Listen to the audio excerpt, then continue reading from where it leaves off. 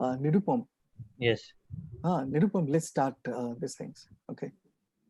Good afternoon, everyone, and welcome to this webinar on cybersecurity and emerging skill for the digital age.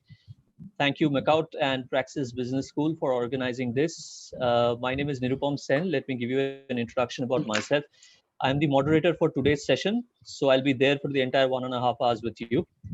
I work with British Standards Kolkata as the business head East region. We are a national standards body of the UK, and we are into certifications and trainings of organizations with best practices like information security, business continuity, crisis management, etc. I have been in the industry for more than 20 years. We have with us here today the respected Vice Chancellor of MAKAUT. Dr. Professor Shoykot Moitro is presently working as the Vice Chancellor of Maulana Abul Kalam Azad University of Technology, West Bengal. He did his BSc Honours in Chemistry from Presidency College, Kolkata, followed by his BTech and MTech and PhD in Chemical Technology from the University of Calcutta. He is a chartered chemical engineer and also a fellow of the Institution of Engineers India. I request sir to please share his thoughts on the program. Sir. Thank you, Mr. Nirupam Sen, for introducing me. This is a nice thing that today, probably for the entire day, from the university platform, webinars on cybersecurity is being organized. We had one program on cybersecurity under this World Bank funded project TechEurope along with IUST, which was concluded. Now this is another session, and at evening we have another session. It indicates that there has been a renewed, this interest in cybersecurity amongst the learning community more and more. And this is quite obvious because of the fact that everything is happening in digital platform right now, and data is now being considered as one of the most important resource for any organizations as well as for any individual. Data is now considered as a new kind of fuel for any organizations because of data now is very precious, as many things can happen, can be done with if you have a data power with you. That's why it needs to be preserved and protected like a precious asset for each and every organizations by each and every individual as well. And for digital, the transformation, what has happened, what we are observing that everything what is actually taking place in digital platform, and industry was moving in that direction.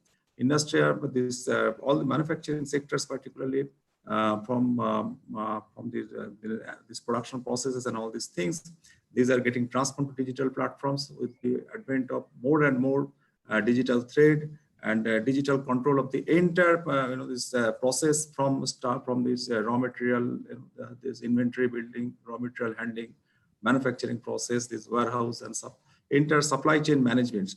That is depending on the digital thread. Then service sectors also in different service sectors also. This is mostly happening on digital platforms. Finance is also happening on these digital platforms. These payments and all these things.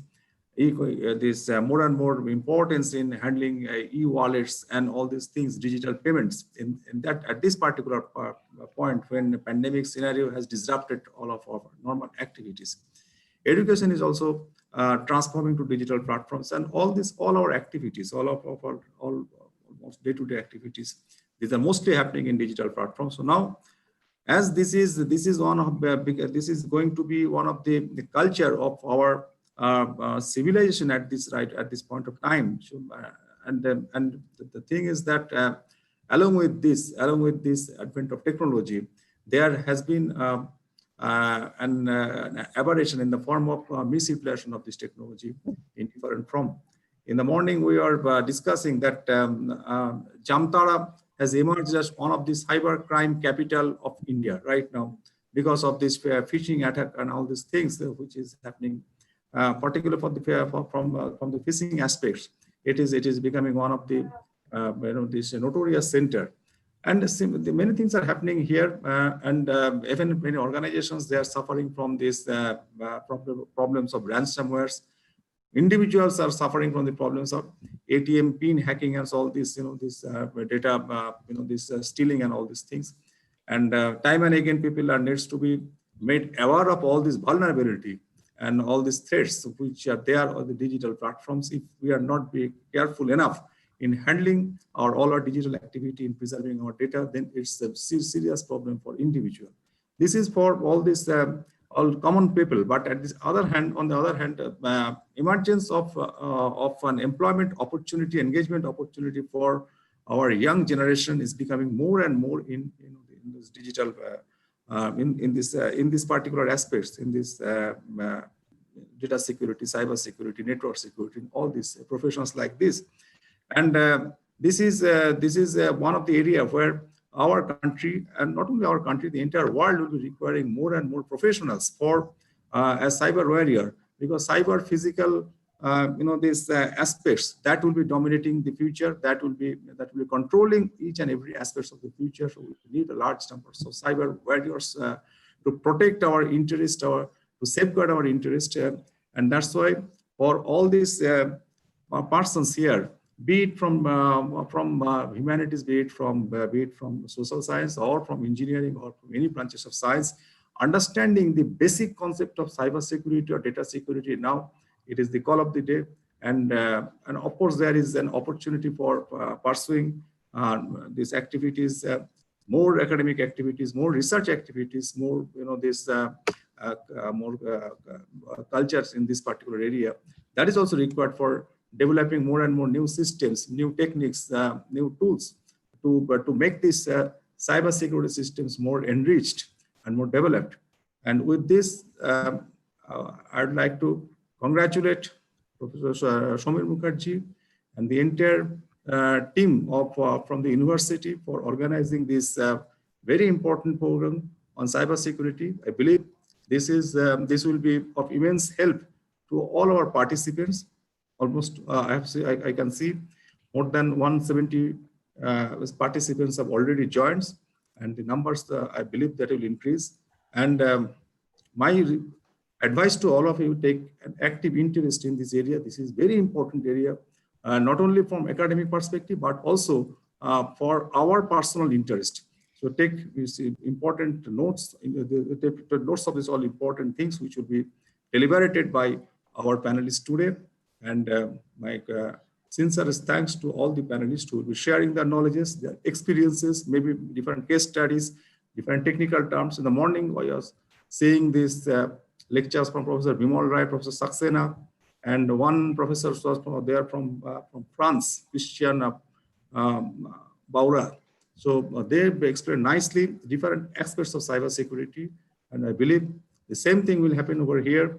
Some technical, some practical case studies, some these messages to common people how to protect their all these cyber things, and also some indication where further studies can be made on how researches are going on, or what is the futures of the cyber security.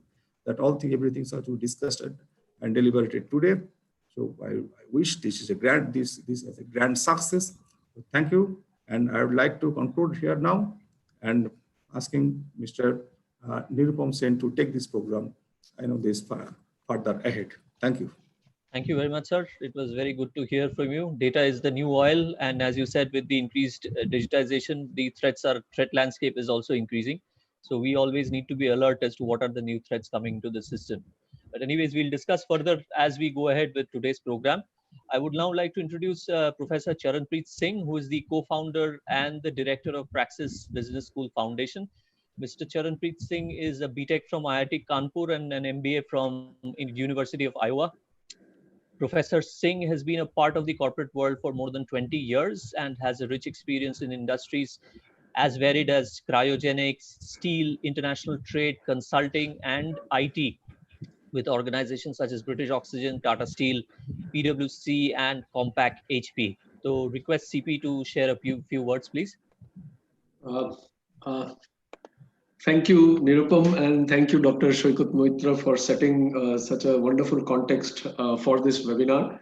I'm really happy to share the e-stage, if I can call it that, with such a such a great panel. With we have academicians, we have people from MAKAUT, which I think is doing a wonderful job, in the whole of the state to get to reach out to people and give them the right education and people from the industry as well. So I'm looking forward to learning a lot in the next 1.5 hours.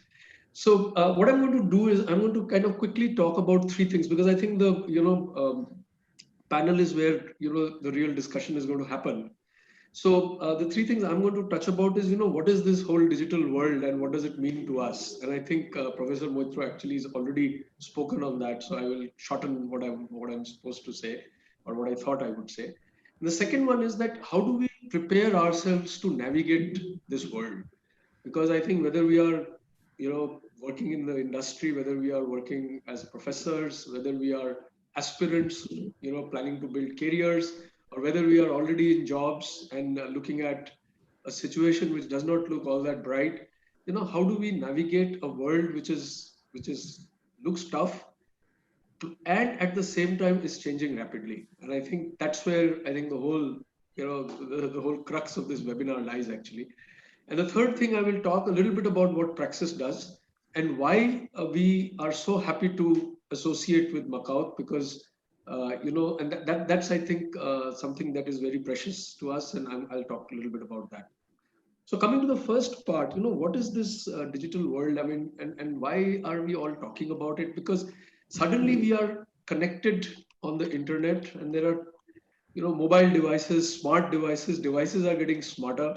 And Elon Musk said that in 3 or 4 years, he actually expects AI to kind of take over the world, in the sense that it will go beyond human intelligence. And we all hope that he's wrong, right? He usually is right, but sometimes I think he's also wrong. So we hope that he is. So, this whole digital thing and our students ask us, sir, can you define digital? And it's a little difficult. So maybe, so what, with all this connectivity happening, what is happening is that the way we live is changing. The way we eat has changed. We now order cooked food from Swiggy. The way we make friends has changed. We make friends on Facebook rather than physically. More friends on Facebook. Some people we don't even know, but we make friends with them. Right. We learn online now. Look at this webinar. The whole of the global education industry has moved online now. I'm teaching online. I have a class at 6:30, and every time I teach online, it's like a challenge, because we don't have that emotional connect, but we have to do it, right? So everything that we do, the way we eat, consume, work, learn, all of that has transformed and will continue to transform. So this is the digital world that we live in. And I think what we need to do is we need to be open-minded, resilient, flexible, and I would also say courageous, to embrace this change and to make sure that we make the most out of it. And I think this webinar today is a cog in that entire wheel, actually. Every time we talk about these technologies, every time we talk about these contexts, we are trying to make the world a better place to live in. I think technology does that. And as people who are either working with that technology or teaching that technology, I think is our job to make sure that we take everybody in our fold. Yeah, and that brings me to my second point. How do we navigate this world? To navigate this world, I think we have to acquire a new set of skills. I'm using the word new a little loosely. These skills have existed, but the rapidity of digitalization with COVID coming in has been so, the acceleration has been so tremendous. And I think we need to now adapt these skills even faster, right? Now, these skills on the hard side, these skills are skills with, I think Professor Moitra said very clearly, data. So for me, there are 2 main heads or pillars of digitalization. One is technology, the other is data. So if you want to survive in this world, you must understand data. And if you want to survive in this world, you must be able to work with technology. Even if you have to pay for food, you have to today understand at least some technology. So I think digital literacy, digital fluency, we can call it anything we like. I think these are concepts that are going to become absolutely crucial to our lives, both personal and career. And we have to build these skills for the new generation. We have to make sure that our state has a workforce that is equipped with these skills, so that they can build great careers and great lives. It's difficult to build a great life without having a great career, right? Whatever that career may be. Yeah. So in fact, we are having a video workshop at Praxis. And the first thing the students asked is that, will this person, teach us how to make videos by ourselves and what technologies would we use? 5 years back, if somebody were taking a video making workshop, we would have asked that, will he talk about angles? Will he talk about which camera to use?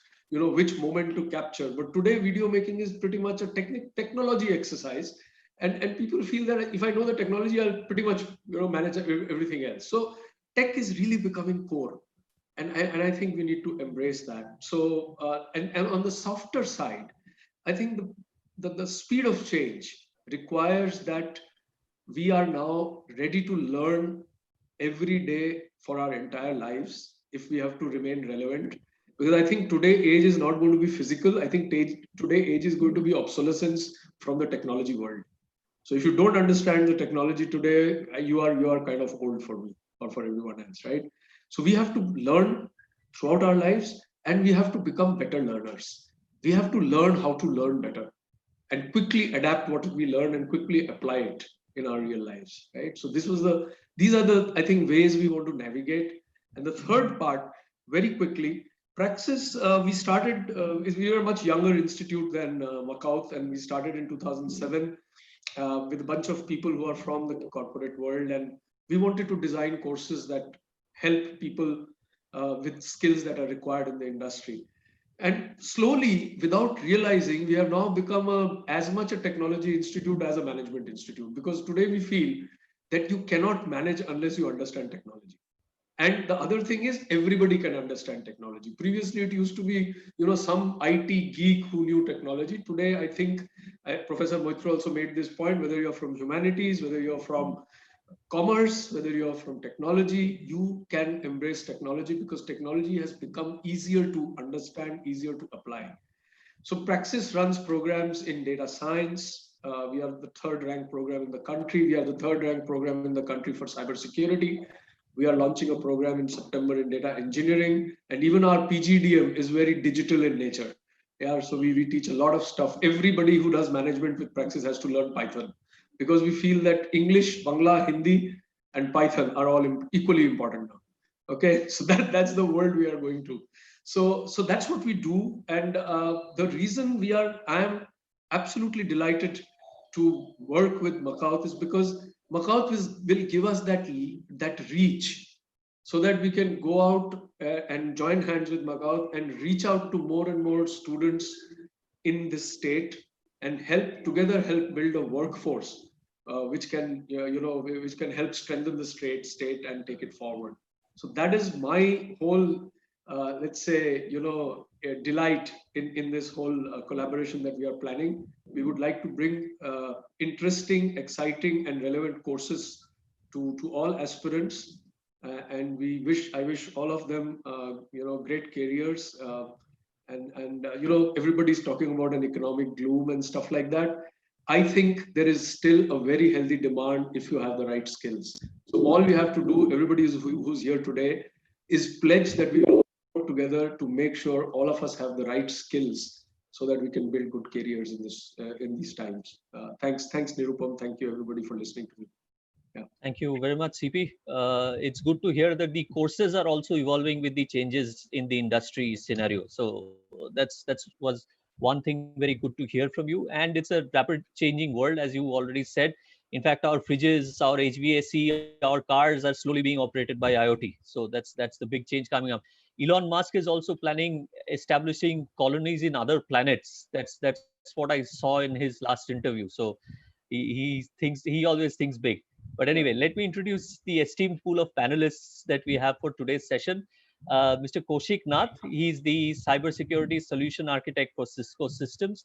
He's got 24 years of experience in the IT industry with 20 plus years experience in information security. He's 12 years with Cisco Systems and currently as a security solutions architect for customer delivery organization. He's a CISSP, CISA, and ISO 27001 lead auditor, and ITIL V3, and ISO 10012, which is privacy certified. He was the past president of ISACA Kolkata chapter, and he's also the co-chair of startups and innovation for CII. He's a member of NASSCOM, AMCAM, and ICT East for CII. Welcome, Kaushik. Yeah, thanks. Next, Thanks, Nirupam. Really appreciate that. Thank you. next, I come to Tathagato, who's the director of cybersecurity in Praxis Business School. Tathagato is having approximately 20 years of industry experience in the domain of information security. He has specialization in information security audits, cyber risk assessment, process consulting, cyber incident handling, and digital forensics. He has been instrumental in establishing India's first commercially available cyber range at Gurgaon, which is being used for national security by national security agencies to build their cyber security competency. Welcome, Tathagato.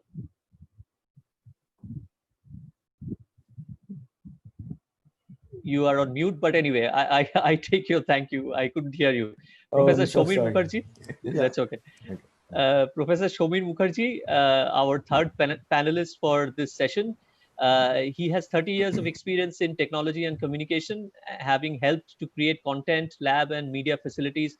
Aside from running two global media companies, he has been the head of the Department of Media and Science and Emerging Technology in different universities for almost a decade, wherein he has been researching on the possibilities of combining digital media and education with emerging technologies like OTT, IoT, cloud computing, AR, VR, MR, XR, and cybersecurity.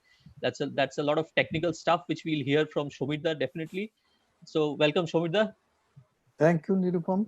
Thank you very much.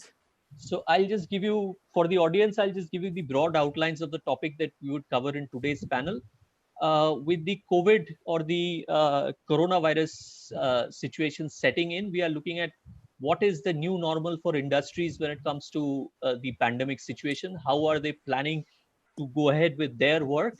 Then we look at the job market with respect to COVID or maybe non-COVID scenario as well. The job market wouldn't change much other than the mode of working. And we also look at the programs that are available with respect to cybersecurity and the job market that is prevailing. And we also need to look at the skills that are most important when it comes to a candidate taking up cybersecurity as a program. So we'll take some questions towards the end of the program. There's a question answer panel at the bottom of your chat, and you can post questions there. So as and when, if the time permits, we'll take the questions, and we'll be a little bit selective when it comes to choosing questions. We also will share a feedback form with the individuals post this session. Once you send the feedback form, all of you will get a certificate of participation. So this was all the instructions that I needed to share. And now I'll begin the panel officially. Let me talk about the COVID situation. Now the normal man has started talking about flattening the curve, about herd immunity. And the major change that has happened in the industries is that primarily industries are working from home. You get acronyms like WFH. I am WFH nowadays, so that's working from home nowadays.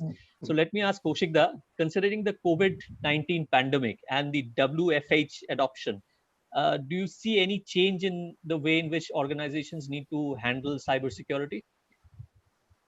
Yeah, I think this is one of the most pertinent question, Nirupam, and definitely, many webinars have been discussing the same questions. So the way I look at it is that if you look at the current situation of because of this COVID and Corona, every organization is in a BCP mode. Okay, earlier, BCP was part of the compliance requirement, and people used to create a BCP document, and that was just it.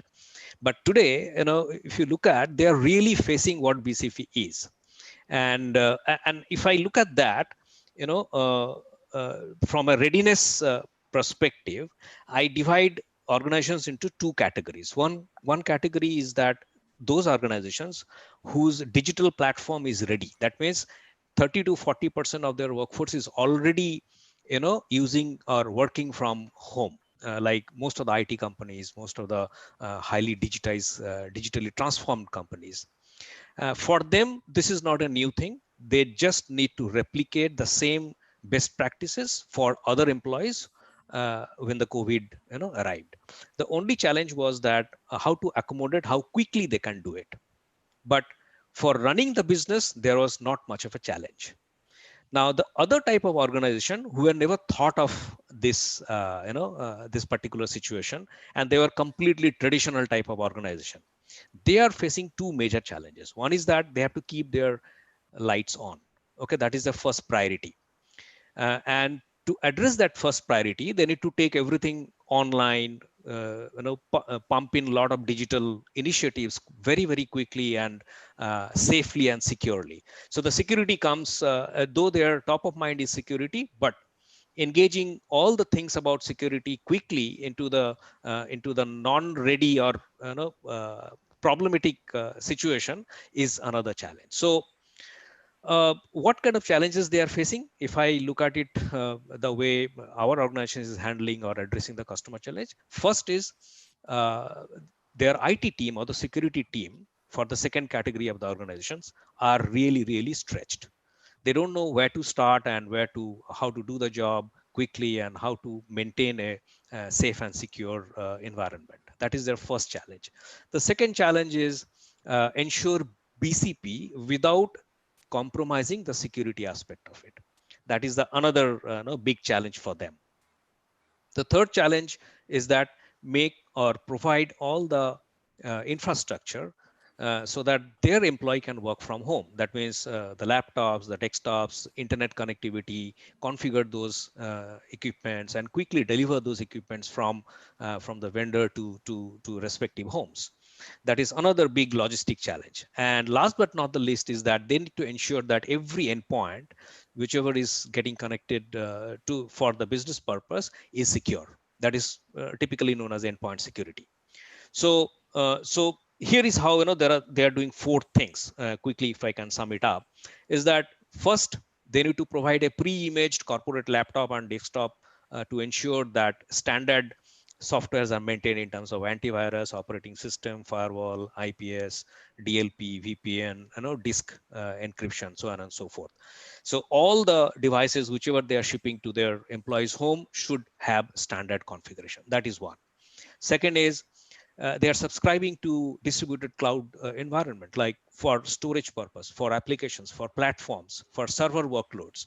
Okay, they were never exposed to this kind of environment. So that is bringing in another context to it, that how they are, how quickly, how efficiently they can manage to shift the entire business from traditional office to a cloud environment. Okay, so that is the second. The third thing what they are doing is they are making it possible somehow using software and technology to manage all the distributed platforms centrally managed, so that they can keep a track of whether the patch is old or the laptop needs to be updated, the OS patch, the application patch, advanced threat hunting, protection, so on and so forth. Last but not the least, the fourth thing they are doing is they are ensuring that multi-factor authentication is installed and practiced across the employee community to ensure that trusted authentication and access is provided. So these are, more or less what is that is sum up for the organizations they are following to manage work from home condition. Over to you. Yeah, thank you, Kaushikda. As you said, BCP, something that the organizations which were not actively looking at, that has become one of the priority for the organizations these days. In fact, just to give you a background, that was sometime towards the end of February. I went to a presentation on business continuity management in one of the Navratna companies. There was a slide on H1N1 virus, and we all gave sarcastic laughs. At that time, China was just suffering from the COVID scenario. So look as to how the situation changed between when I gave the presentation and now. We never expected that infections would go up so hugely. In fact, in addition to BCP, organizations these days are also looking at crisis, because these are all leading to crises that is happening in the organization. And as Kaushik said, cloud security, multi-factor authentication, very important when it comes to working from home. So I'll come to Tathagato now. So do you think that this working from home model has exposed organizations to an environment which has elevated cybersecurity risks as such? Yeah, certainly, Nirupam, because I'll take a clue from what Kaushik just said, that suddenly there's a need of extending these work from home facilities to a larger number of employees of the organization. This work from home is not a new thing, right? So 25 to 30% people are normally get these facilities in order to create a service to their client in out of the peak hours. But in order to provision these services, if your entire workforce is to access the information repository, in order to provision that, the availability normally took the first priority and security took a backseat, and that has created a lot of problem in the industry. We know larger MNCs, even SMEs have suffered cyber attacks. They have compromised. They had ransomware attack. And as CP sir said that, in the digital field, it is very easy to make friends and all. So the trick in this particular field is, if you look at the spelling of the friend, FREIND, this R stands for reliability. And the digital field, it is very difficult to validate whether the person you are interacting with, you are exchanging the information, maybe business critical information, or sharing something which may create adverse impact on your business, is reliable or not. So again, I would like to take some key from Kaushik's note, that the identity management, access management, all these are available, but this certain expansion of work from home facilities is not planned. So what organization is doing in order to provision a secured access, if you consider, say, VPN. So if you want to allow someone to use a VPN channel to access your core repository, it has a license. In some cases, this license comes with some of the boxes which are installed, and it has a capacity. Say X model of X OEM make and model gives you 100 VPN licenses. So in order to extend that capacity, it takes time, and you just can't switch off your business, as you said. And here the point where organizations are actually exposing themselves to the hacker community and getting compromised. So as you said that a few years back, when you used to go to audit any organization, so BCP was just a document, and once in a while there's to practice, and that too again informing everyone that we are conducting BCP, please be alert. Now it is a time where actually the world, and thanks to COVID, they are testing how resilient our business continuity plan is and how we are prepared.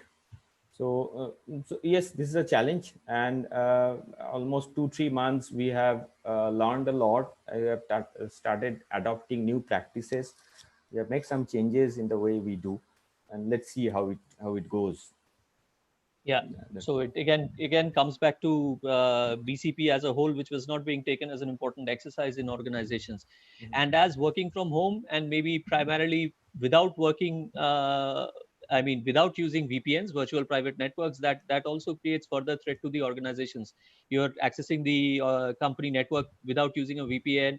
In fact, I myself was fooled by one website which had the income tax refunds to be submitted, and I clicked on that link, and I was about to submit my PAN number and my details. So every day you get exposed to new kinds of threats. So these are all the risks that we are going through. Let me go to CP as a veteran educationist, and any changes that you have seen in the education industry as such due to this pandemic?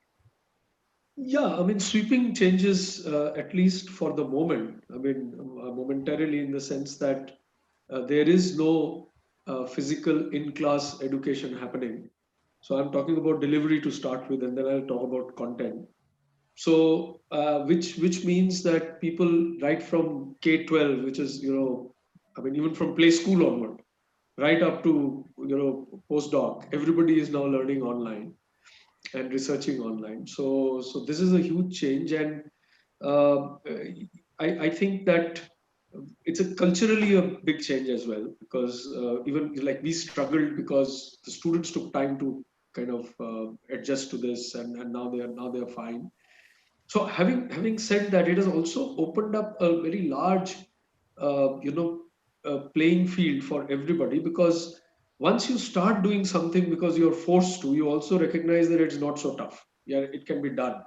And I think educators are being driven to change the way they teach, to make the class more engaging. So we are finding ways and means of making education and delivery of education, quite I mean, I would say quite useful over the net as well.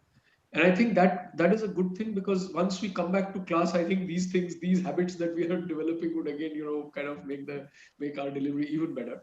The other thing is, I think for learners, I think this is a fantastic opportunity, because they're also being forced to learn online. Already people were learning online. Just like business continuity planning, I think even learning was a lot of it was online. But now everybody is learning online.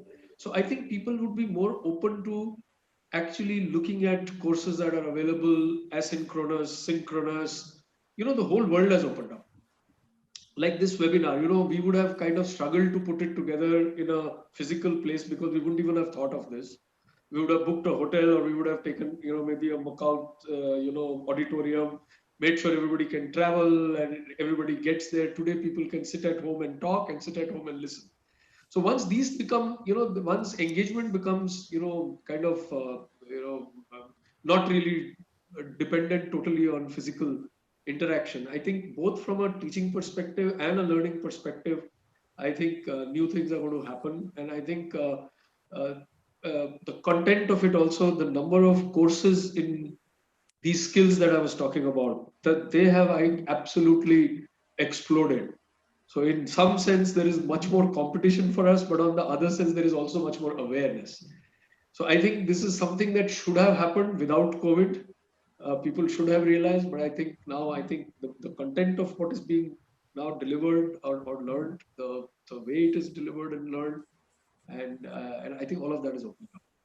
Yeah, good to hear that. In fact, though cybersecurity as such has not become a kind of a compulsory curriculum, I have also found schools who are doing online safety trainings wherein they get a tutor and who teaches them as to how to be safe and secure online. So cybersecurity is also getting into schools per se.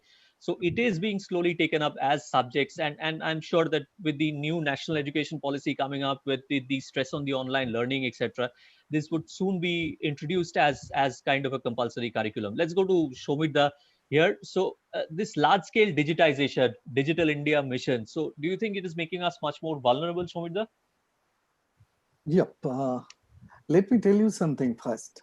That long back when we started, probably you can remember, less probably 1 decade back, less to one means maybe 8-9 years back, we started certain kind of a training and a certain project to work on cybersecurity. That time we are just discussing a very interesting things, that whenever it's a data, everybody nowadays saying that the data is everything, data is oil, data is money, data is of course all the things. That time we are discussing one thing, that is it a structured data or is a unstructured data? Okay, now this gap is not there. Now it's data. Okay, and it's huge. I cannot give you the figure and all these things off and on because of the question he's throwing, like, it is not related to COVID. But in any case, but the interesting part is it's a huge amount of data is floating throughout the world. Okay. Of course, it is vulnerable. Definitely, it is vulnerable. But the question is, the major part of the data, even you can consider that 60% of the data is not recovered. It is absolutely not recovered. It's just going to the repository and keeping the volume of that repository, and that's it. Out of that 40% data we can massage, we can do something, and we can come to an analytics part of it. Maybe we can make a trend, and we can do so many things. Now this is a very interesting point at this moment, that if you consider the entire data field, it is huge. We cannot sell that data. It is not a sellable item at this moment. And until unless we make it a kind of a sellable, a kind of a usable for the users, it will not do anything. So again, we have to go to the next part of it, how to make data sellable. Okay, data requires analytics. Okay, so if we can use a proper analytics and simultaneously, as I am at this moment from the emerging technology world, we have a different kind of gadget, different kind of equipments, different kind of tools to watch, to see the data, see the trend very easily. So that is another very interesting part of it. And again, like I'm just giving you one, two example, then you can understand that what exactly I want to express. Like the data for wearable. Okay, no wearable till date got any cybersecurity, protection.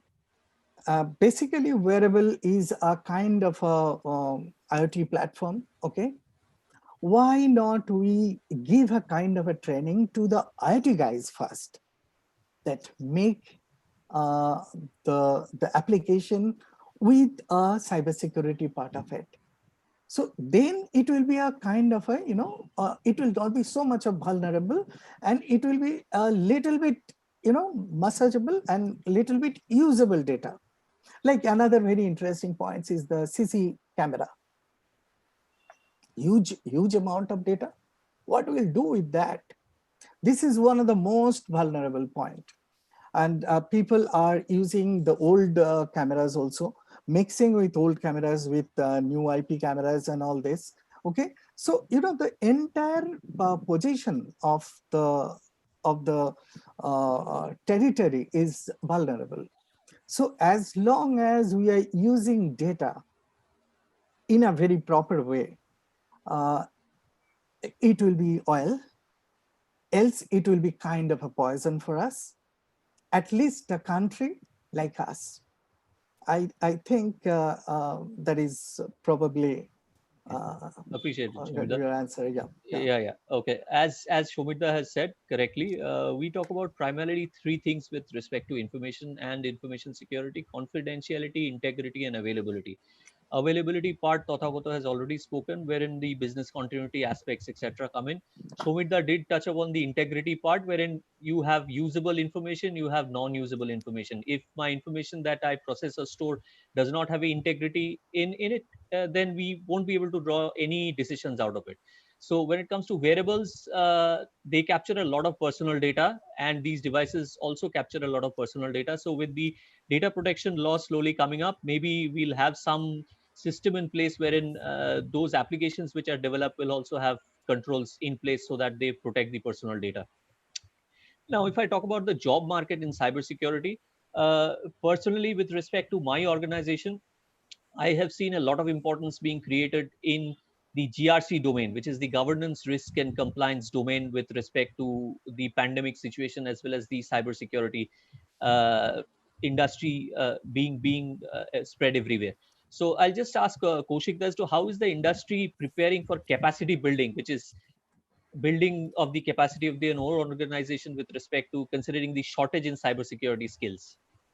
Absolutely. So this is one of the very important problem every organization is going through.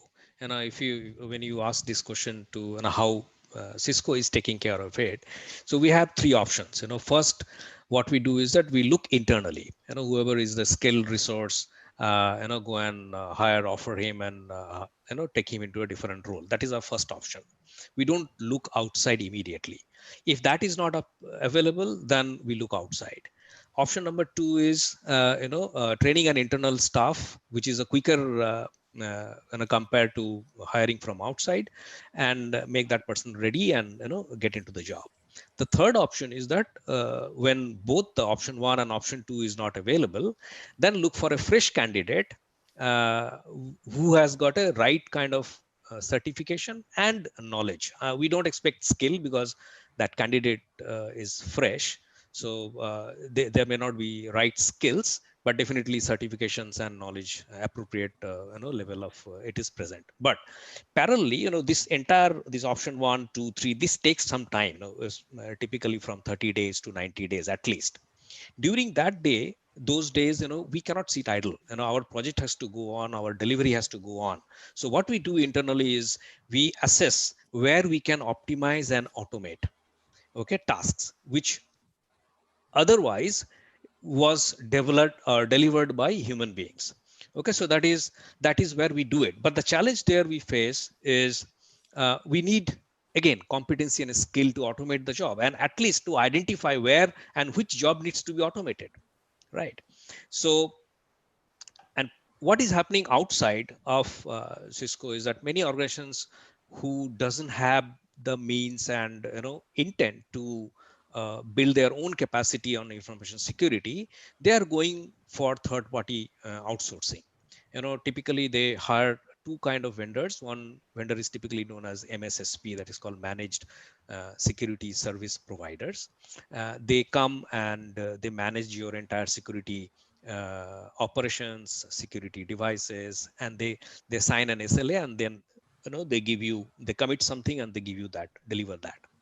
The other kind of service delivery which is getting popularity is MDR, or managed detection and response.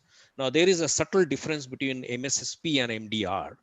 MDR people, they don't manage your security equipment.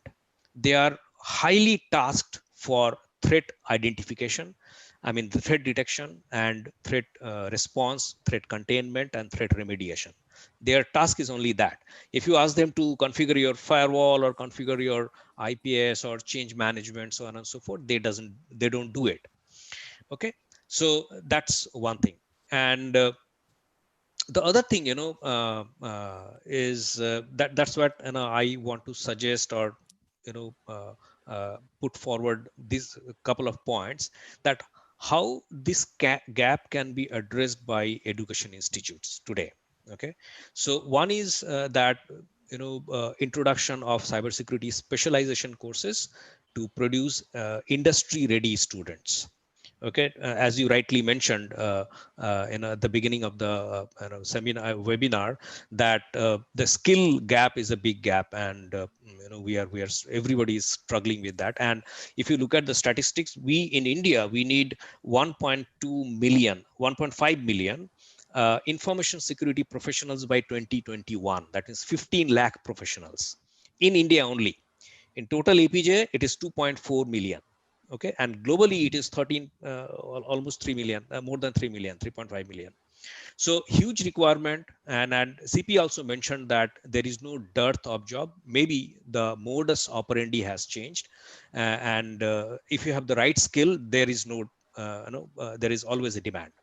The second thing what Education Institute can do is that engage industry to build state-of-the-art cybersecurity lab and cybersecurity excellence centers, develop the training content, develop the lab, so on and so forth, so that the same industry can hire them back when those students are coming out of those center of excellence and those high-end labs which are set up by the industry itself themselves. And this is happening. This has become a culture in the Western worlds, that we went into multiple institutes, we build our lab, and we are hiring from those labs back to our organization. Okay, the third thing what we can do here is that we invite international students to join our R&D, I mean especially cybersecurity R&D development centers. Okay, so that they're bringing their own skills and capability and enrich us with, like, a lot of collaborations are happening with Israel, Israeli industries and Israeli universities. Okay, and as I mentioned that our education institute should focus, because today what we see is that we don't see any dedicated or specific course on cybersecurity. It is there in the computer science or any other faculty, but as a subject, as a topic, or as a chapter. But this has to come up as a independent platform where a student can go and build their skills. Okay, so that they are industry ready the moment they are out of that platform. So that's how I look at it. Right, Kaushik. Yeah, cybersecurity is for everyone. That is the basic mistake that the organizations make. It is applicable for each and every industry. It is applicable for an individual as well. Two things which Kaushik touched upon. One is the risk assessment part of it, wherein the assessing of the information security risks or the cybersecurity risks is very important. So we need to either treat, tolerate, or transfer the risk. What he said was that outsourcing the risk management to a third party is kind of transferring the risk to a third party. So let me come to Tathagato in this. So do you think that it is an apt time for the organizations to review the policies? They might have certain policies in place with respect to cyber, information, business continuity, and to determine whether these risks or maybe address these requirements during any crisis. It means, are the organizations having the skilled resources to do this already? Look, Nirupam, if you start with policy, so the easiest explanation of policy is the intent of the organization. Now, considering the current scenario, the organization has changed its intent of hosting the whole entire workforce on-prem to allow them to work from a different place, right? So you have to change the way you are giving access to your repository. You have to change the way you are ensuring the exchange of information. Like very pertinent policy change which would get impacted is BYOD policy, bring your own device. Now, if you are working from your home, it may happen the same laptop is being shared by your kid or maybe some other family person to do their job. You can force your employees to have separate assets until unless you assign them a separate asset. So assigning a separate asset will also lead to buying new technologies, like how you are ensuring your DLP and how you are giving access to them. So all these will definitely ask for a change in the way they are managing their configuration management, the capacity planning. If the laptop stops working, how fast you can replace or take up the backup and replace it with another laptop, which is maybe the resource is sitting in a different location, geographic location. So all these is giving a clear indication that the entire policy, the SOPs being followed by the individual needs to undergo a sea change. And here is a clear indication that the industry is looking for more mature stuffs, resources in these areas, because cybersecurity being such a big area of work, it require resources to work on different level and layers. Someone who is actually monitoring the remote operations of their 150 employees for a project, he or she need not to have enough technical knowledge to do his or her job. Maybe he or she is monitoring the compliance of the antivirus license, or anything is being alerted by the system installed.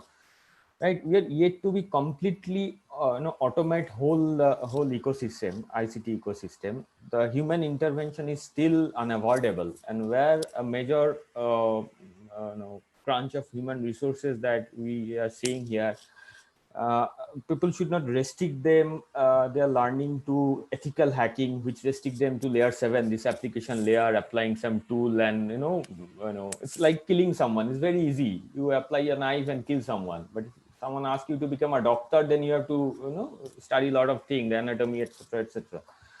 So the policy maker, the policy implementer, to test the policy in real test bed, as Kaushikda said, that we need advanced labs. That we are building one and it's operational in its certain capacity. So these are very important, and organization has started looking at this. That's all I think. Okay.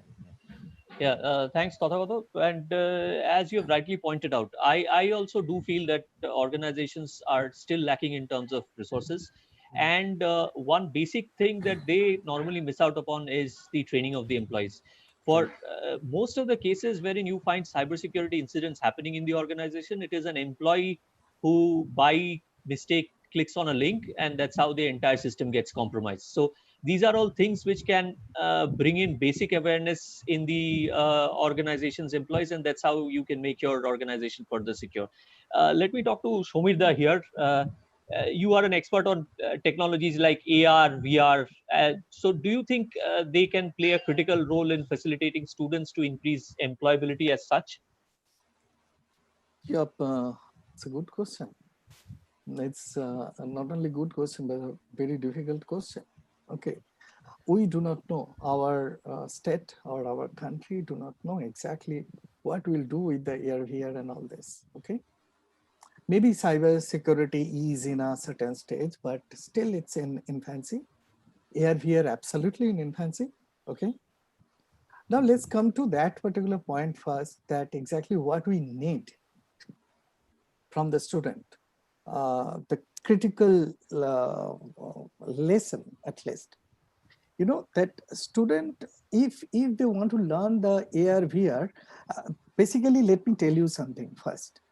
Uh, AR/VR, we are considering that next internet. What is the meaning of next internet? That before internet, there is an era, and after internet, there is a different kind of a lifestyle and another era. Okay, so similarly, there will be a huge shift, abnormally big shift before VRAR implementations and after VRAR implementations. Till that, what we are doing, we are just reading the data, we are watching the data, we are watching film, we are watching movies and all these things, you know, but we are not experiencing. As soon as we start these things, you know, experiencing data, people will ask for experience it. So these will be the future. At least I can prove on this particular point that yes, this is the future. Now I'm coming to that particular point, that exactly what students need. Okay. See, basically our AR, VR, the HND, the head-mount devices, what we are using always to see or to watch or to experience, whatever you say at this moment. Okay. Uh, it is a OTT device. Okay. This is again the IoT device. Okay. Again, I already told you that the API for this IoT device, until unless it is absolutely proven, the entire system will be jeopardized by the people. Okay, I'm telling you, within, it is already there. It is not from my mind. Uh, in the operation theater, some doctor will wear that and do the operation, because of they will get the instruction, the design part of it, and what to do and all these things. It will be very much available. Okay, but if I intrude on that particular device, it will no more a safe kind of environment. That is one of the biggest reason we are in our country. It is not true that people do not have money. It is also not true that people do not have that kind of technology. They are seriously afraid that, oh my God, this much can I do? Oh, like if I'm in US, I can operate some people here with that. So that is one of the biggest point at this moment, that students should understand that exactly what is the platform, what to learn, how to go about it, and um, if they can understand these things well, previously also I told you that the data visualization is very easy, you know, basically what we are doing, maybe that bring your own devices. So in the home, what you are doing with your computer, in certain cases it's not locked. What you people said already, Nirupam told that thing, that maybe the laptop is not working, so your company will ask you, okay, buy one and let's start it. So it is not possible to put all the vulnerable part and risk assessment and all these things. But the interesting part, what they are doing with that.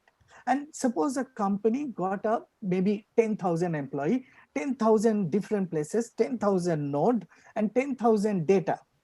So from the history part of it, they will check that this is little bit tolerance part is there in this particular machine. Because if they look like that way, a 360 view, they will see that this is a red part of it and this machine is little bit vulnerable. So the Correct, Shobhita. data So and data yeah, and okay. yeah. Yeah, go on, please. Please, sorry.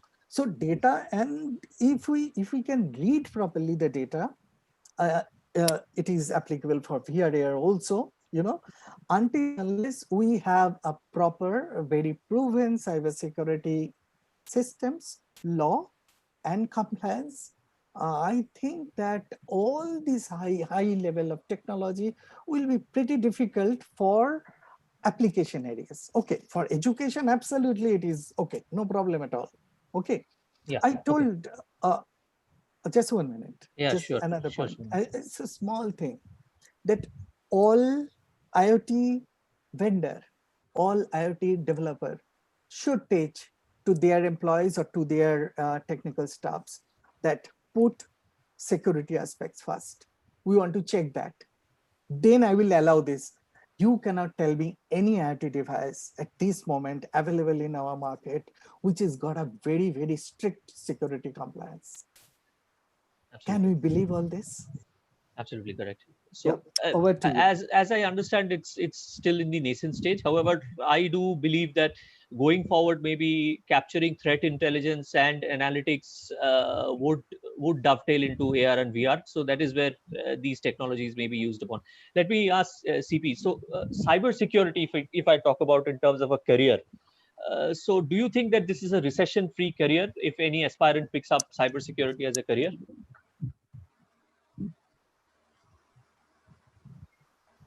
CP? Yeah, I don't think Yeah. I have the lens to see long into the future, but whatever little I have, there are two three things which take us back to what Dr. Moitra said at the beginning, and I said that two three things are going to be are given. The amount of data that we are going to generate every day is going to increase. The number of devices, smart devices that are going to come into our world is going to increase. Our dependence on these devices is going to increase. So when we have devices and we have critical data generated by those devices, there is going to be more and more vulnerability. Okay. Now, the only way I can look at cybersecurity not being a recession-proof career is if human beings stop being evil. So as long as there is evilness in this whole world of humanity, I think cybersecurity is good. I think our what I will expand on what Professor Mukherjee just said. I mean, he was saying that VR and AR don't have a future unless you can, or IoT doesn't, unless you can actually secure that.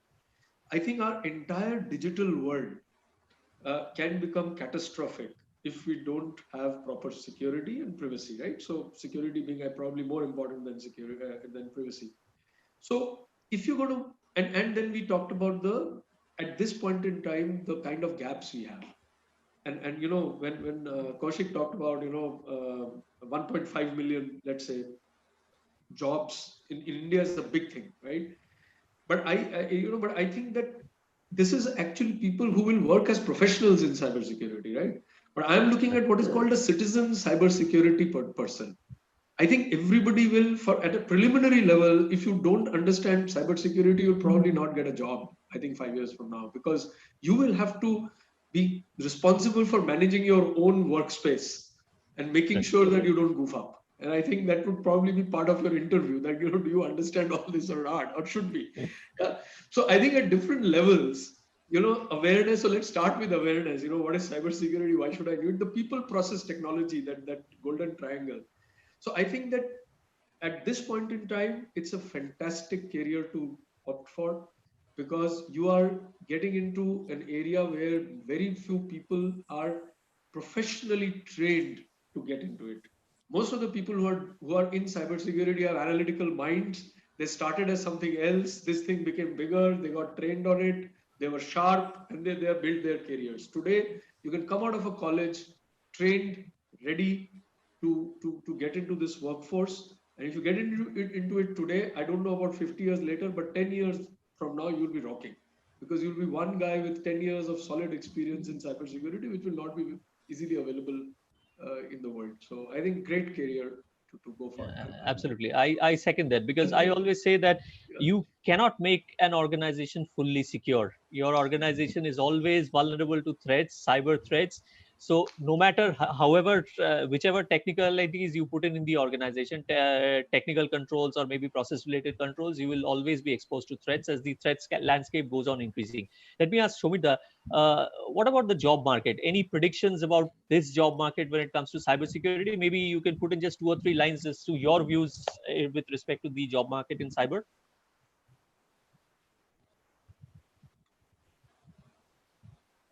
Shomita, are you on mute or? Okay, Kaushik already put some data on this, and Yeah. I think it's absolutely correct data. That's a KPMG data. Just got a few days back, and I'm giving you another two data with that. Okay, one is that the information security market is forecast to reach 170 billion in 2022. So within 2 years down the line, it will be a kind of $170 billion industry. We have to touch it. We do not have much time. Another very interesting part is that 68% of business leaders feel their cybersecurity risk are increasing. That's Accenture report. And before that, it was a Gartner report. Okay. So it is true. It is true that it is growing. Now, rest of absolutely with these two people, that educationist and the industrialist. That how to go ahead with this. Appreciate your views and your statistics, which were kind of real time. So yeah, definitely Gartner, KPMG, these they all are into the market. They understand how the market is proceeding.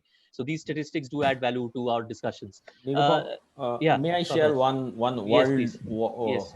old statistics which Sure. was released by IEEE in the month of December 2019, and it says 43% of skilled cybersecurity professionals are getting a new job offer every week. So it is post-pandemic. Now it gives a clear indication that where we are moving towards. Yeah, definitely. So, That's it's huge. I also feel it's huge. It's an so ocean, and the kind of resources that we have are kind of drops in the ocean. So there's still a lot to be done. 3.5 million is not a matter of joke, Totha, No, isn't it? true. right. If you subdivide with the people and all this, you'll see the percentage, how many people will be there, and that is a very structured data. Maybe out of this data, there will be another 10-15% people who are into this, do different kind of work. Yeah, who are into specialized cybersecurity So as such. Correct. yeah, Yeah. certainly. So let's talk more about programs here. Let me ask CP, as you've developed an advanced cybersecurity experience center, uh, which is particularly for the next gen learners. What are the key things that you are offering when it comes to this sort of a career? Yeah, so I think we deliberated, and I think Totha and I did it together. I mean, he had all the content, and I was the listener mostly. But yeah, but I think the vision was that we need to address this skill gap because as an educational institute, I think that is our responsibility. And there were a lot of smaller courses and all of that were happening, which are always good because it does give you some understanding. But we thought that let us give cybersecurity the place it deserves, and so we created a 9-month full-time solid program with the people, process, and technology parts all built together. And we also thought that this is not a lecture kind of a skill. We wanted to also give people adequate hands-on training on all the tools and devices, and also create those environments that they will see in real time or real world. So as Kaushik said, eventually the skills they will learn when they start working, and that will happen throughout life. They will keep sharpening their skills. But can we put them on the right path so that the industry people feel a little relieved, saying that, okay, this guy can start day one. He's surely not as good as a 5-year experienced guy, but he's there. So for that, the main thing was to collaborate with the industry, because that's where all the devices and all the ideas come from. So we did that. The lab that we've built includes, collaboration with companies like Cisco and Fortinet. And we will give a red team, quote unquote, experience to students over a range that we're building.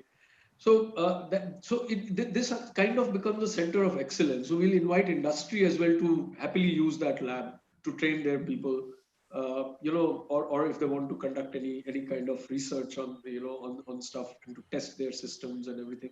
So this is what we wanted to build something which was more dovetailing straight away into industry requirements, yet having an academic rigor, which is important to understand concepts. So we are not making a vocational person; we are actually making a cyber engineer or a cyber warrior kind of thing. Yeah, that's the whole idea, and that's where we are going. I think Tata will be able to Yeah, get into sounds the actual interesting. details. I was about to come to Tathagato because Mm. most important thing is learning the practical aspects. What happens when a cybersecurity incident occurs in an organization? What to do? So these real world simulations do help a student in understanding as to what to do. Something that was of very I would say I liked it a lot when I heard about your course is the cyber range part of it. So Tathagato, if you would like to speak about the cyber range. Yeah, sure. Very simplistic way, cyber range has two aspects, or rather three teams. One team is a attacking team. They used to attack an ICT infrastructure, which can be kind of simulated or emulated, and the other team tries to defend the attack. So here the learners get an opportunity to develop their skill in doing attacking strategy, or building their skill to defend those attacks. And Kaushik that helped a lot while designing this thing, where the red team is basically an attacker. If you consider any say any bank, the bank will never allow any attackers to attack their production environment to check the security resilience, right? But in a range, what you can do, you can actually simulate the whole environment. There are containers are basically representative of different security devices with their actual make and models. You can take the backup of the configuration of your real network and put in the container, and in such way you can actually create your own network. And then you can also test the claim that were made by different OEMs, that our device can cater these, our device can deliver these up to this extent, etc. So you can make all necessary changes, implement all these, then strike an attack.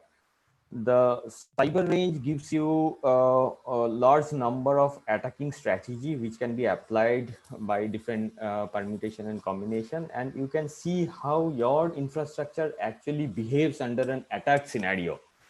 And this also gives you an clarity that the security solutions or the measures that you have taken so far, whether they're actually fit for the purpose or need further tuning, and the students actually get a chance to make their hands dirty in a real environment. And along with that, looking at the performance of the devices, be it a server or the network equipment, collecting the log, analyzing those log will always give you an early alert to identify something may happen. So we are trying to build a SOC, which Kaushikda is also helping in. So Kaushikda, if you can add Yeah, something here, this Kushida, if you SOC can add part. about the SOC. Yeah, absolutely. So, many organizations are now building their own SOC, primarily for two reasons. One is that they don't want, they have a compliance requirement like banks. RBI has a clear mandate that every bank should have their own SOC, and that should be manned by banks' own people. They cannot take third-party, resources because of the confidentiality and the customer data. Okay, that is one. And the second thing is that you can manage the outcome of the SOC when you build your own SOC. Okay. However, the whole process of building the SOC is pretty expensive and it takes time. So that's why there are other third category of organizations who are taking SOC as a service, whether it is from cloud or from a remote location. But the whole experience is you are getting SOC as a service into their organization. So, and if you look at, and we have been discussing throughout this webinar that how security is important and how it is impacting business. And without security, in fact, in digital platform, you cannot proceed a single step. Okay, so that's how it is important. And every organization has realized and they have understood that they need any one kind of SOC, whether it is a cloud delivered or a remote delivered or an on-prem SOC. So the relevance of SOC, the adoption of SOC has picked up, I think, from last 3 to 4 years. I have seen that every organization is talking to us about, we want to build a SOC. How can you help us? Okay, so this is a big transformation in the industry, whether it is IT industry or a bank or defense or government organizations. Every other day you hear this news, right? Every government website is hacked, defense is getting hacked. Big organizations who are very security savvy, they are also getting hacked. So the only way you can put a check and early detection is to have a SOC, security operations center. So, Nirupam, why we have decided to have a SOC in our Cyber Experience Center is the students will actually get an opportunity to see what happens when someone strikes an attack, right? Until unless they get this opportunity, they go to the market with some perception in their mind. But we have decided to deliver resources in the industry who are ready to take the ownership from the day one. So as we'll be also offering this as a service to our different customers, mainly we are focusing the SMEs, the students will get immense opportunity to experience different use cases. And there are other technology partners who are actually firewall manufacturer, DLP solution provider. They are also putting their technology stack in the lab so that they can demonstrate the same to their customer, as well as students get an opportunity to experience those technology and how it works. So Great. Good to know. these Sounds are the good. features. Yeah. I'll also visit one to get a hands-on Yeah. experience. As a partner, you are welcome, because our whole this thing is governed by BSI. This Yeah. this thing. So, Yeah. let me ask Kaushikda as well. Online learning, the new thing that has come in. So, what are the curriculums which industries are mostly doing with respect to online learning? And do you think that this new method will be the new normal, or maybe it will stay for long? Yeah, so I think online learning is a reality, and it is going to stay. And as CP also talked about it, it will be built very quickly into our culture. Okay, and look at the kind of how it empowers you as a person or as an individual, that you are coming out of the four walls and getting educated, getting trained. Isn't it encouraging to see any days? I mean, and it is also fun and enjoying, when I sit at the comfort of my home or anywhere and get educated. Okay, that's a great thing to have. But for the sake of this particular webinar, I would recommend 11 domains of information security where students should focus into as their career building options. So first, you have already mentioned, that is GRC professionals. Very important. They will be high on demand. In fact, all of these 11 categories. The second category is cybersecurity auditors. Okay, whether it is GDPR or PCI DSS or ISO 27001, anything. Third is incident response. Okay, incident response professionals, very high on demand. Fourth, cybersecurity developers. Those who are into software development, they can get into cybersecurity product and solution development, domain. Very highly on demand. Sixth is security analyst. Typically, we talked about this in SOC. We need security analyst, level 1, level 2, level 3, and we need threat hunters. That is, eighth. Ninth is red and blue team members. Where it is more than penetration testing. Basically, one of the point what Tatha also mentioned, that ethical hacking and all. So this is part of that red teaming. Ninth is cyber forensic expert, where an individual with a skill to investigate a particular problem. 10th is application security professional, where you investigate and look into an application and ensure that the application is built safe and for further utilization. And last but not the least is the IoT security. So these are the 11 tracks where students can build their career, and this will hit, I think, for next 10 years. I am sure that their careers will be absolutely flourishing if they build and continue building these skill sets. Absolutely correct, because you see, it's a huge skill set that you need to develop. We also have labs in the UK. BSI has labs in the UK wherein we test IoT devices for their vulnerabilities. So these are, you have different sorts of careers opening up in cybersecurity. Let me ask Shomita quickly. Do you have any plans to collaborate with any such state-of-the-art facilities to facilitate students of MAKAUT to maybe learn from the leaders as such? See, I'm looking after a small division in MAKAUT. MAKAUT already have several department, okay, several division. Uh, we have a forensic lab, we have cybersecurity department, we have, out of that, I'm looking at the imaging technology. Imaging technology again under the multimedia science and all this. So it is not my jurisdictions to take care of this, but still I discuss with our Honorable VC sir. I discuss at length that if we can do this kind of collaborations, our at least cybersecurity students can go to Totha's place and can feel that thing. There is something very new concepts and all this. When their old company TCG started these things, cyber range at Range. Delhi, last 4 or 5 years back, no, Totha? Yeah. Like 5 years back by uh, Pudendu sir. Okay. Uh, from that time, I was thinking that why not somebody here? At least they should see that particular environment. So I'm really happy. And after that, I discussed with our Honorable VC sir. Just said these things is available. One day you can go along with the faculty members, can see that is absolutely state of the art facilities. And that is a kind of experience. Like our VR is a kind of an experience. If you experience something on VR, it is a kind of lifetime achievement. Similarly, that their cybersecurity cyber range is also a kind of a lifetime experience. I am not the guy who is doing all these collaborations and all this. We got all the directors and all, it's a huge organization. Okay, I'm absolutely a very small part of it. So what we can do, if you people give some proposal, then I can connect that much. That small part is bestowed on me. I can connect. I always believe in this, that collaboration is the key thing in the education. Yes, Always deeply believe definitely. this.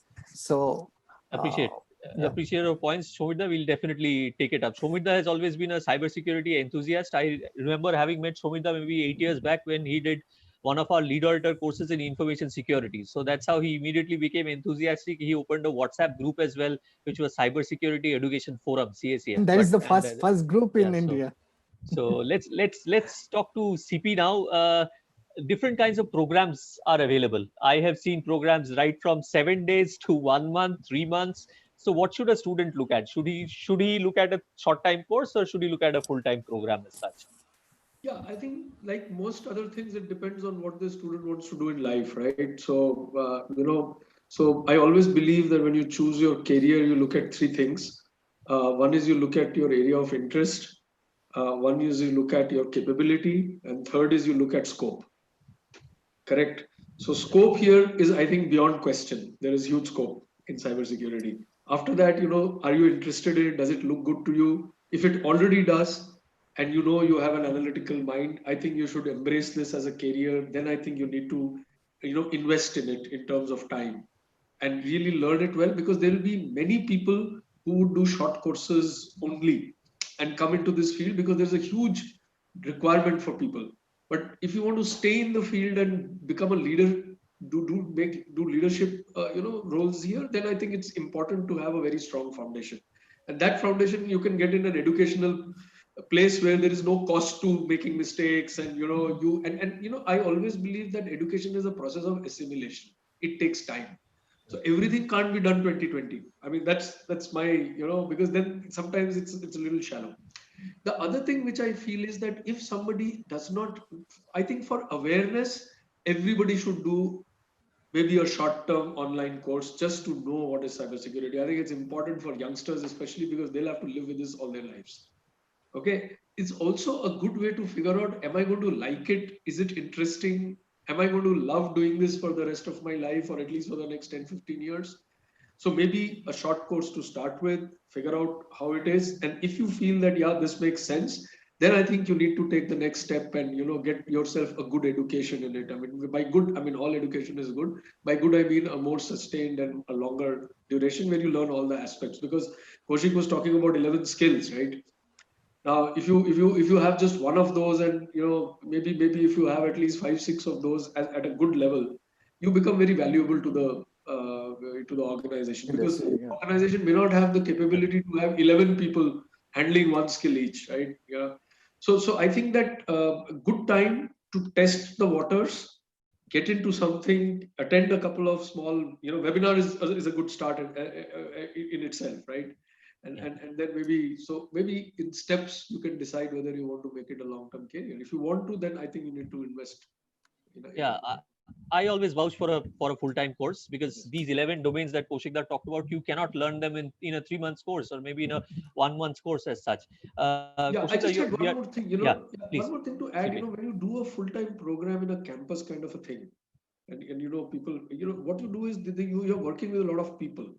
So that learning also happens. Plus you have alumni. There is a whole ecosystem. Plus you have profs on call, kind of thing. And then you have this lab that you can kind of tinker with when you want to. And as I said, you get the freedom to do that.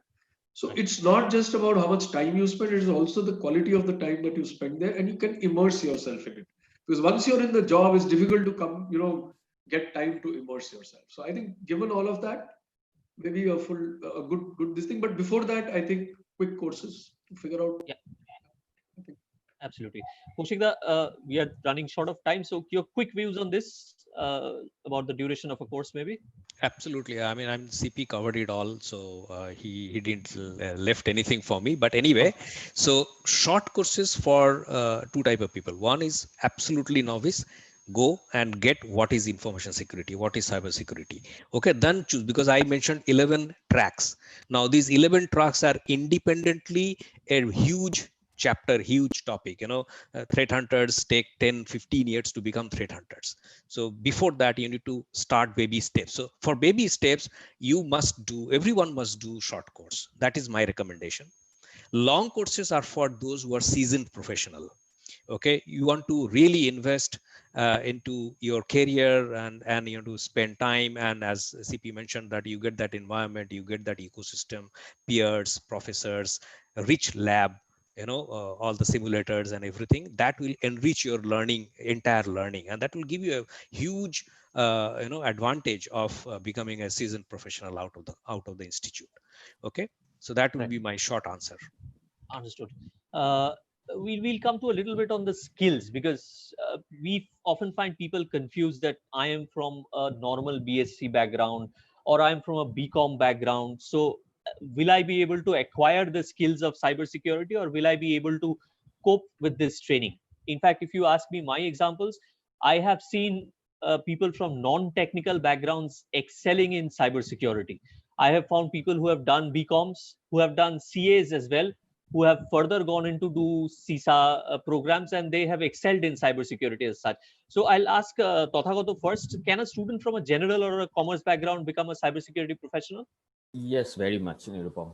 There are areas, as I said, the cybersecurity being such a vast area of work, there are different levels of executions. And anyone, I can give some example that someone who is managing the SOC of one of the PSUs, she's from arts background, and she was not getting any job. Her father took her to me. So, can you suggest her something?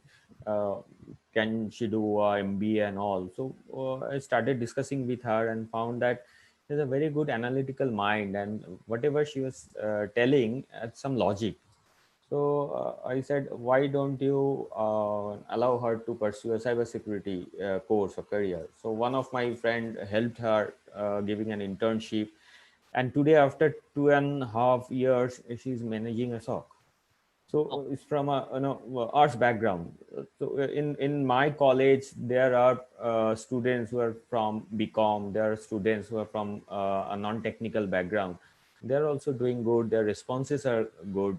So anyone from any field having the capability of analyze thing and think logically and adopt the correct approach when it is required uh, can actually do good in cybersecurity.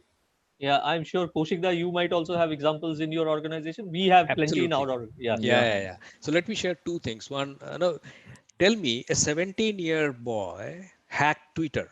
What engineering background he has? You'll be surprised. You don't need any. I'm not saying that you don't need engineering background, or those are not required. Yes, the answer here is that you don't need specific academic qualification to become a cybersecurity expert. Let me give you an example in our own organization. Our one of the technical leader, he is leading in APJ. He is a Calcutta University BA history student. Wow. 18 years back. He is now technical leader in a very, very important technology platform in APJ. How can you beat that? The right attitude and continuous learning, like CP mentioned, learn, unlearn, and relearn. At the beginning of that will set your path. If you want something, you will get that. Okay, that is what I have learned from him. And my own example, my background is geology. What I'm doing today: SOC, incidents response, red team, cyber range. So Yeah. this is how Good to hear that. Shomita, you have any examples which you want to, or do you feel that this should be a technical skill only, or it could be for other people as No, well? From no. Basically, why we consider that cybersecurity is a technical things? That all these people who are hacking phone and all these things, they are all technical guys. So that to combat that non-technical guys, we need technical guys? I don't think so. I think that if you got a jill inside your heart that you want to be a cybersecurity professional, that is more than sufficient. Agreed. And as a last speaker, because everything is already told by other speakers, so I do not have anything else except this point. Fine. Appreciate your Okay, point. What you made is sense is it's all in the mind. So exactly. so that's perfectly And appreciated. it's a different kind of structure, like in movie, maybe there is a security breach also. Okay, that they are copying something from some other places and all these things. So he had to have that movie concepts, and that little bit of other terminology of that particular area, and simultaneously that how to catch, like whatever we are putting inside this YouTube or in the web, the major thing is fake. So do you think that all this fake is coming from a technical people? No, not really. It is not at all. It is not at Yeah. all. So, CP, there might be a few critical skills, however, which we require when it comes to taking up cybersecurity as a career. So, Yeah. do you have any inputs on those critical skills that you think are important? I mean, I would not say specifically for cybersecurity. I think these are going to be now for life, for anybody in the kind of life we are looking at. I think two, three skills become really important. One is, critical thinking. So where analysis is part of it. Can I think about a situation from all the aspects, open-mindedly, unbiasedly, and can I, so that is an important skill. Do I think about things? When I get a WhatsApp message saying this is what this guy said and this is what it means, do I immediately agree and forward it to everybody, or do I use my own mind to figure out, does this look right? Is it plausible? Should I do a little more research? So I think you need to have that. That is pretty much required in cybersecurity, because the person you are fighting against is a thinking guy. So if you are not a thinking person, you're not going to outwit that person, right? So this is, I think, one. And the second, I've already said that you need to be somebody who's very curious and who wants to learn. So because this, I think this is like one of those sustained battles between people who want to destroy and people who want to save, right? So the people who are destroying are also getting smarter by the day. They have the same technologies, so you have to become smarter than they are, and so you need to keep. So you want to be a critical thinker. You want to be a good learner, and you want to learn, and finally you have to be good at communication, I think, because as a cybersecurity expert, you're going to learn, you're going to have a lot of stakeholders that you're going to communicate with, right? And you need to understand them, you need to explain to them, you need to, I think this thinking, learning, and communication, if you are good at all these, you can take up any career, including cybersecurity. Yeah, true. Yeah, That's true. I think that, yeah, and one thing which everybody said anyone can become a cybersecurity professional. I think courage is the last word. I mean, you have to have the courage to shift from English or history or geology to cybersecurity. In your mind, you Exactly. need to learn a new That's thing. You need courage. I always feel like that, because Yeah, if you're scared of failure, you will not take up anything new. What will people say, and how will I do it, right? yeah. So To beat the hacker, you need to get into the hacker's mind. That is what is most important here. Kaushikda, your views? Anything that you would like to share here? No, no, absolutely. So, if you want to really, survive in this highly competitive, insecure world, keep learning, unlearning, and relearning the things. That would be my last word. Yeah. Okay, great. So we have come to the end of the program. To if I sum it up, please stay safe with respect to cyber threats as well as with respect to COVID. So I'll just ask CP to put in a few words in the end. After which I'll share our email IDs in case you have anything to ask. Or do we have any better. time, Shobita, left? No, We can take a few. take some questions, and after let's Yeah, take we these can no take a questions. I think we've take a said take a whatever few we had to say. questions. Yeah, yeah. Please, Yeah, please, yeah, yeah. please take up questions. Okay, let's take a few questions. There are 14 questions which are asked. What is the difference between threat, vulnerability, and risk? Who wants to take that? Okay, I can take that. Yeah, Okay, let me give you some analogy. Threat means, say, something which has the capability to harm you. Let's take an example like fire. Okay, so fire is a threat. Vulnerability is the weakness in the system which may prompt threat to take action or threat to actualize. Let's take an example that your house is built out of wood. Okay, if it is built out of wood, then fire is a threat for you, and being your house is built out of wood is a vulnerability. And risk is basically what is the probability that that threat is going to exploit the vulnerability. That means what is the probability of your house catching fire. Okay, that is the risk. So this is, I mean, I think yeah. this will Okay. clear. Yeah. It's kind of a theoretical question. It's true. Threats do pick up on vulnerabilities, and that's how they expose the system. And risk is the summation of probability and the impact multiplication factor, and that's how you arrive at the risk matrix for an organization. Can you please give some introduction on DDoS and phishing? We are not touching upon distributed denial of service and phishing because, again, a theoretical subject. You can Google it out as well. Let me see if there's anything relevant. How many days it will take to learn properly, as we have already touched upon. It's always good to have start off with a short-term course and then later take up maybe full-time courses as such, whatever Praxis and MAKAUT is offering. Will it create a big job opportunity in to get best job in future? Anyone wants to touch upon this? I think we've We'll already discuss. covered already this. Yeah, touched. yeah. Yeah, already. How strong is cyber law in India now? Tathagato, you want to address this? Yes, cyber law, if we talk about, if our expectation is there will be an umbrella covering all aspects, then yes, we need to take care of different aspects. But there are some sectoral laws. Sectoral laws are actually combined with the regulators. Like if you work in BFSI domain, there are regulators like RBI, SEBI. They have their mandates to regulate the operation, and in case of violation of those mandates or non-compliance of those mandates may lead to legal consequences.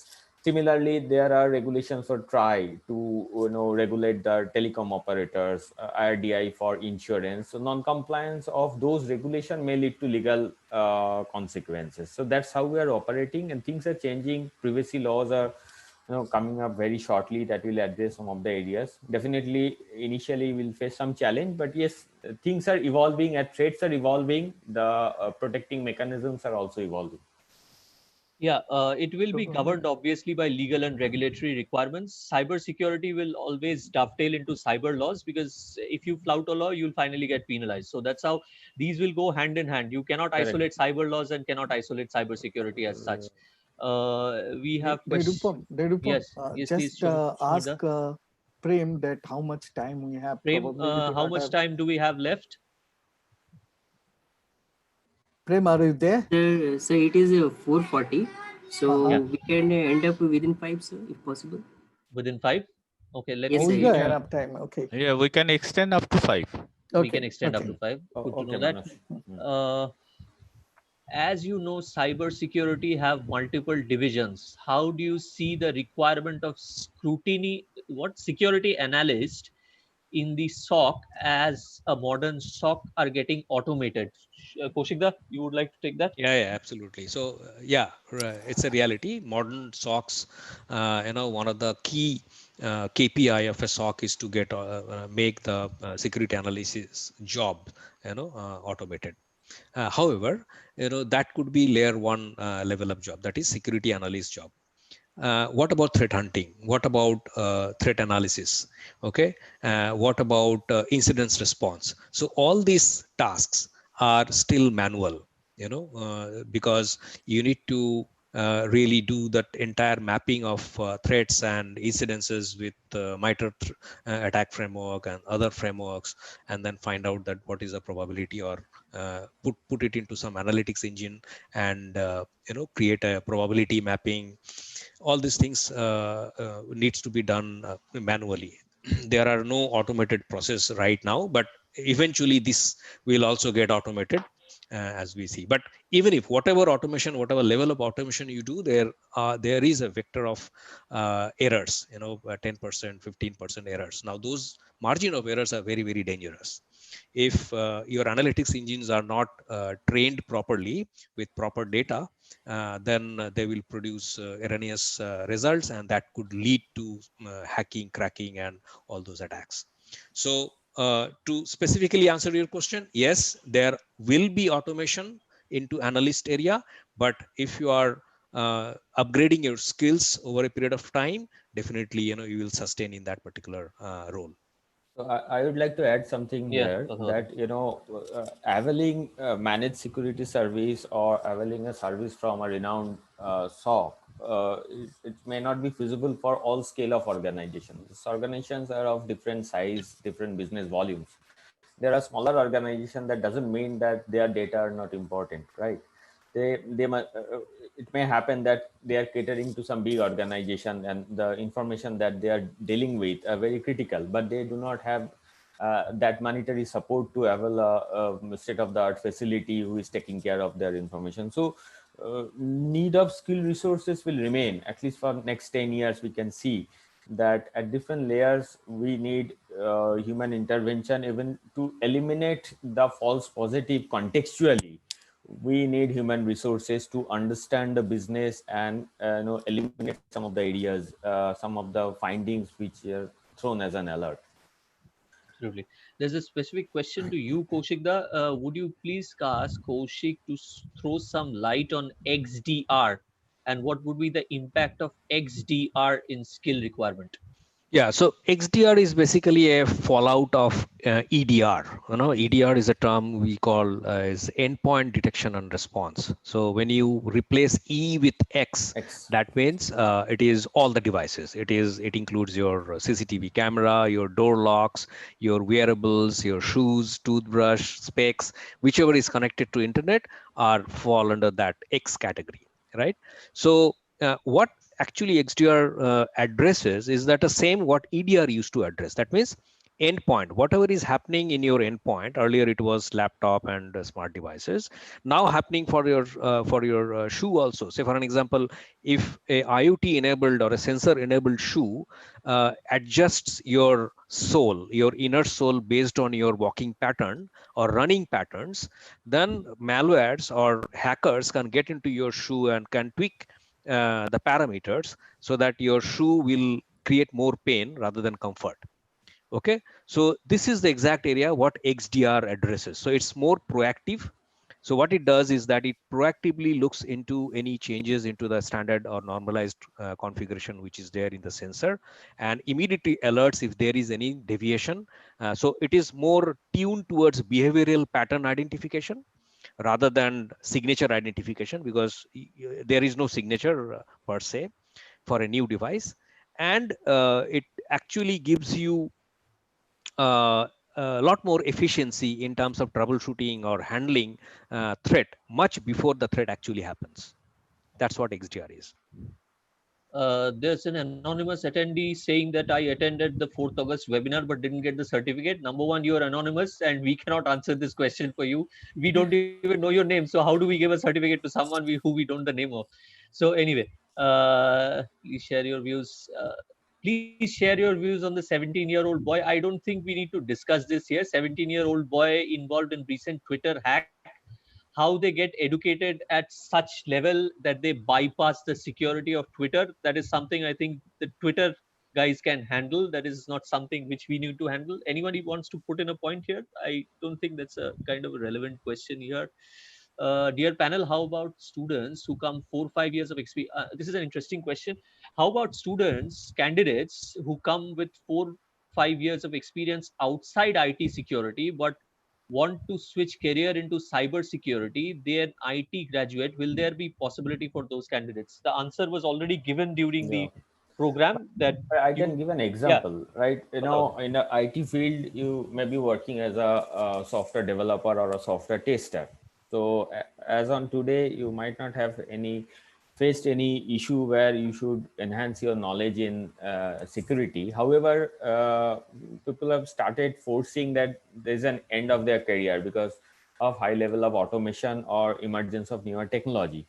So now, if you start looking for a separate career, you will lose out your 5 years of experience, your job level, your salary, and all.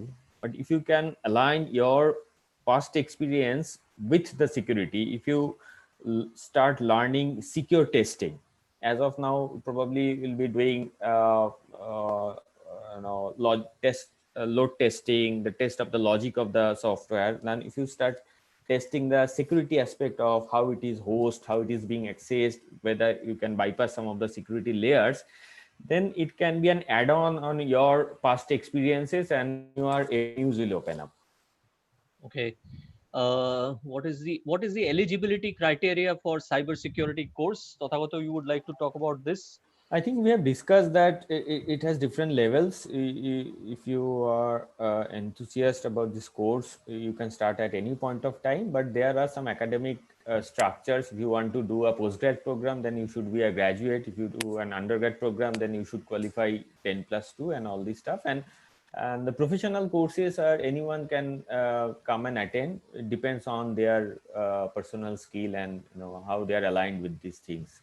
Okay, what is the scope in cybersecurity? We have discussed this. Is there any government job available in cybersecurity field? Yes, you might have heard of CERTIN, which is the Computer Emergency Response Team of India. They do advertise for cybersecurity professionals from time to time, and there was one ad which came out wherein they were requiring around 1,500 cybersecurity trained professionals. So anyone would like to touch upon this? Yeah, anyone, even not only certain NCII, PC, National Critical Information Infrastructure Protection Committee, NTRO, they all are engaging consultants, professionals to take care of, because we can't say that government doesn't want security. Their demand is much higher and people are working on deputation from others. Someone is working some PSU, they are getting deputed on to take care of the security. So demand is spread across all the vertical, government, private, whatever. I'm a CCNS CEH. We have already discussed this to the anonymous attendee. Just finished my BTech course. What are my career options? We have spoken about cybersecurity. What programming language is important in the field of cybersecurity? Any scripting knowledge always helps, because as CP said in the beginning, that it's like English, Bengali, Hindi, you should know Python. So Python is nothing but a scripting language. There are R and other languages where you are dealing with something and you don't know the language, you make you irrelevant for the field. So it is not that you need to be a coder. However, understanding of scripting, and because in the machine driven and automated system, there are areas, as I said earlier, that you need to customize your requirement. You need to eliminate some of the false positives with the context of your organization. Then your scripting skill helps. Shoykot Maji has asked which companies hire cybersecurity freshers. There are cybersecurity teams in each and every company, and they hire right from freshers to experienced personnel in cybersecurity. So there's no dearth of companies. Big MNCs also hire cybersecurity freshers, Even and all domains, all even domains as well. yeah. Yeah, all domains. What type of certifications are good to pursue cybersecurity? Kaushikda has touched upon this. All these 11 domains are very important to learn when it comes to the respect of cybersecurity. So to become a cybersecurity expert, you need to engage in a full-time course, and which will give you ideas about all these domains. Please share your views on AI in cybersecurity. Again, I was expecting this question for a long time, actually. So anyone wants to answer this? I think Kaushikda can take Yeah, this. yeah. So in as you know that we have been into product development, all the security products, starting from perimeter to cloud to endpoint. All these products have AI element. In fact, if you look at like Tata also mentioned, that any security device produces huge amount of log. Okay, these logs can be reactive, can be proactive also, when they see certain threat which is building up, which is typically known as indicator of compromise. Okay, those are not compromise but indicator of compromise. Now analyzing those indicator of compromise, you need to put it into the AI engine, and globally, these data are getting collected from various devices, millions of devices, and then they put into some logic and infer from there is that what is the probability of this particular indicator of compromise Correct. becoming the real threat to the organization. Correct. Okay, and they also link it with business verticals. Like for an example, if in India banks are may not be seeing a particular kind of attack, but in US banks are seeing a particular kind of phishing attack. So what is the probability of that phishing attack is getting impacting Indian banks are quickly analyzed, and Indian banks are getting alerted much before the actual phishing attack reaching India. Okay, so and these happens in a fraction of second. So I mean, if I answer your question, every security product uses analytics, AI engines today. Not only AI, one part of the AI is that machine learning, that all the devices what we deploy, they learn continuously, they feed that data to the AI engine which is working in the back end, then they create a neural networks, and then deep learning happens, and that is how the whole thing comes out, the enrichment. So what AI does basically is that it enriches the data, and it actually filters, like Tata mentioned, false positives out, and it gives you the exact pointer and how much is the threat, when is the threat coming, and they can predict much more accurately. Yeah, to be proactive, this threat intelligence is very important, and the core of the threat intelligence is AI and ML, as you said, Kaushikda. And there are appliances which are gaining very good traction in the market. Darktrace is one of them, that they use recursive Bayesian algorithm to use the feed which is coming to the devices through AI, and the machine are being fed with information to eliminate there are whether those information are incorrect or not, and very at a very high rate of true positive, they can alert us that this may happen in this time frame. They can also even say the time frame that you may experience an attack within next 3 days, and the type of attack will be this, causing effect on those areas. So it is very difficult to specifically say AI is being used in this particular domain, this particular device, or this particular area. It is all a part of the whole defense ecosystem, and they are contributing in a very, very critical way, I must say. Yeah. I'll just take, Nirupam, just please, one more CP. thing on this. We actually in our program actually we have an entire full credit course on machine learning. We've introduced that because we can't separate this anymore from cybersecurity. So for us, a cybersecurity professional, even if he's not a machine learning expert, needs to be machine learning literate. So at least to know what it can do for him or her, and to understand how this is done, so that you can speak intelligently to the experts. So I think it's kind of completely linked. Yeah. Okay, I'll just take three more questions. As we are talking about cyber security, I would like to ask that is Zoom safe? That's a strange question, but whatever vulnerabilities were there in Zoom, they have already been taken care of. So we are using the updated Zoom, so don't worry about your data getting hacked. So I don't think. But anyway, there are other questions like some cryptography webinar having attended, certificates not being received. Again, an anonymous attendee. We don't know your name, so how do we send you your certificates? Final question which I'll take: how can one start the course? Please discuss the procedure. Uh, anyone? I think Nirupam, you can post that particular slide with email IDs. Yes. Yeah. And Okay. anyone, Yeah, that's better. And just you 1 can, minute, you Nirupam. can reach out to anyone, and we are not aware of your background, your aspiration, and what you actually want to do. You can reach out to any one of us. We will definitely listen to you, try to understand what you want to do, and accordingly we can suggest that how you should proceed. Let me Yeah, share. Nirupam, share that link. Yeah. Yeah, I'll share the email just 1 IDs. minute.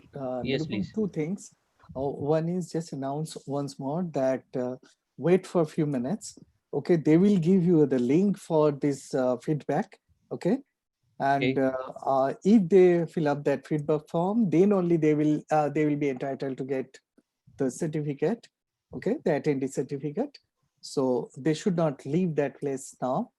After Yeah. that, you just keep it for 1 minute, and after that, you just give it to them Yes. for.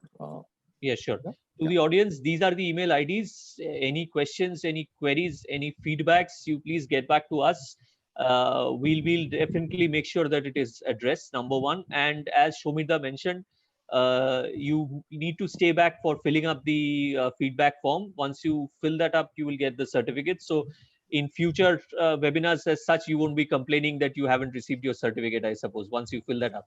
So just make sure that you fill up the feedback form, and I'll ask CP to sum it up finally. Yeah.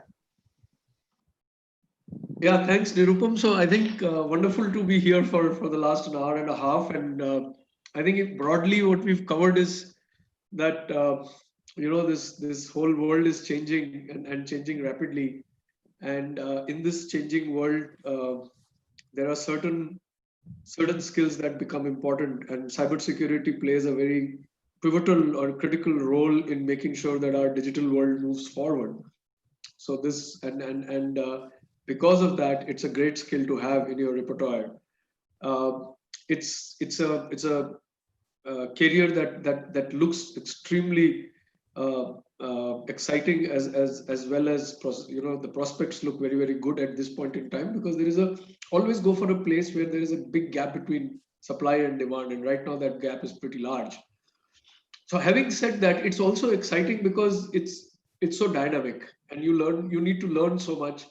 Yeah, you're actually competing with somebody who's trying to threaten your your organization, your own personal data, or even your nation's data. I mean, if you're working, you could actually be working to protect your nation's data. I mean, it is as important and critical as that, because even our power grids could be vulnerable today, and that could create much more devastation than a border skirmish, right? So I think it's also a noble profession to get into in that sense, because you're doing something very, very critical for the nation, right?